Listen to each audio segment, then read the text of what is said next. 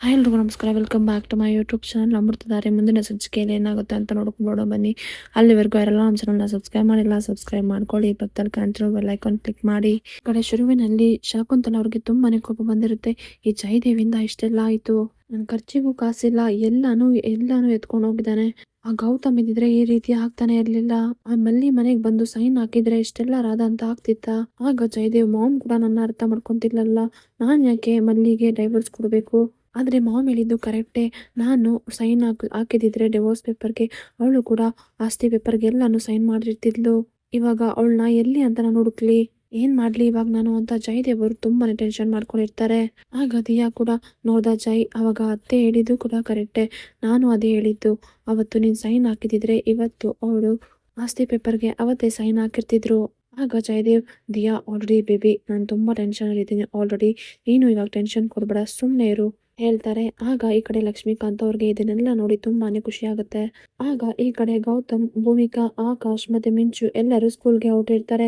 ಆಗ ಕಾರ್ ಹತ್ರ ಗೌತಮ್ ಅವ್ರು ಹತ್ತುತ್ತಾರೆ.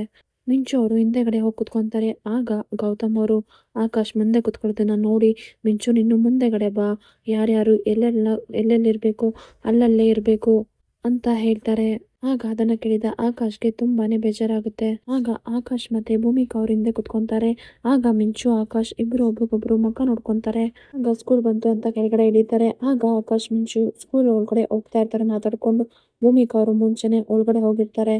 ಪಪ್ಪ ನಾವು ಒಂದೇ ಸತಿ ಒಂದು ಹಗ್ ಮಾಡ್ತೀನಿ ಅಂತ ಹಗ್ ಮಾಡಕ್ ಹೋದಾಗ ಆಗ ಗೌತಮ್ ಅವರು ಫೋನಲ್ಲಿ ಮಾತಾಡ್ತಿದ್ದೀನಿ ಅಂತಾನೆ, ಹೋಗೋ ಆ ಕಡೆ ಅಂತ ತಳ್ತಾರೆ.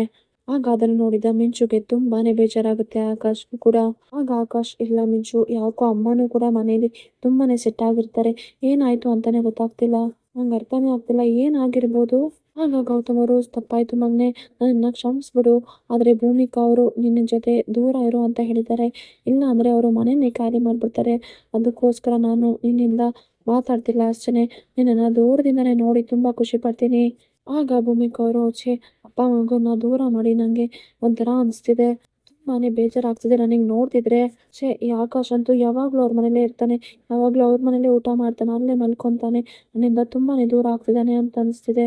ಈ ಕಡೆ ಶಾಕುಂತಲಾ ಜಯದೇವ್ ಅವ್ರ ಮನೆಗೆ ಬ್ಯಾಂಕ್ ಅವ್ರು ಕೂಡ ಬಂದಿರ್ತಾರೆ. ಆಗ ಶಾಕುಂತಲಾ ಅವರು, ಸರ್ ಎಲ್ಲ ಒಂದೇ ಸತಿ ಕೊಡ್ಬೇಕು ಅಂದ್ರೆ ಆಗಲ್ಲ ಸರ್, ಸರ್ ಹೇಳ್ದೆ ಕೇಳ್ದೆ ಈ ಥರ ಮಾಡೋದು ದೊಡ್ಡ ತಪ್ಪಲ್ವಾ ಅಂತ ಕೇಳ್ತಾರೆ.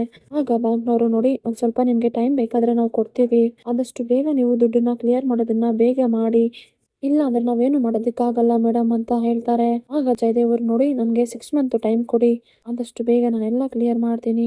ಆಗ ಬ್ಯಾಂಕ್ನವರು, ಏನು 6 ಮಂತ್ಸಾ? ಖಂಡಿತ ಸಾಧ್ಯ ಇಲ್ಲ, ಆದರೆ 6 ಮಂತ್ ಜಾಸ್ತಿನೇ ಆಯ್ತು, ಆಗಲ್ಲ ಅಂತ ಜಯದೇವ್ ಅವ್ರು ಹೇಳ್ತಾರೆ. ಆಗ ಜಯದೇವ್ಗೆ ತುಂಬಾ ಸಿಟ್ಟು ಬರುತ್ತೆ. ನಿಮ್ಗೆ ಟೈಮ್ ಕೊಡೋಕ್ಕಾಗಲ್ಲ ಅಂದ್ರೆ ಏನು ಅಂತ ಜೋರಾಗಿ ಕಿರ್ಚ್ತಾರೆ. ಆಗ ಶಾಕುಂತಲಾ ಅವರು, ಜೈ ನಾನು ಮಾತಾಡ್ತಿದ್ದೀನಲ್ಲ, ನೀನು ಸುಮ್ಮನೆ ಇರು.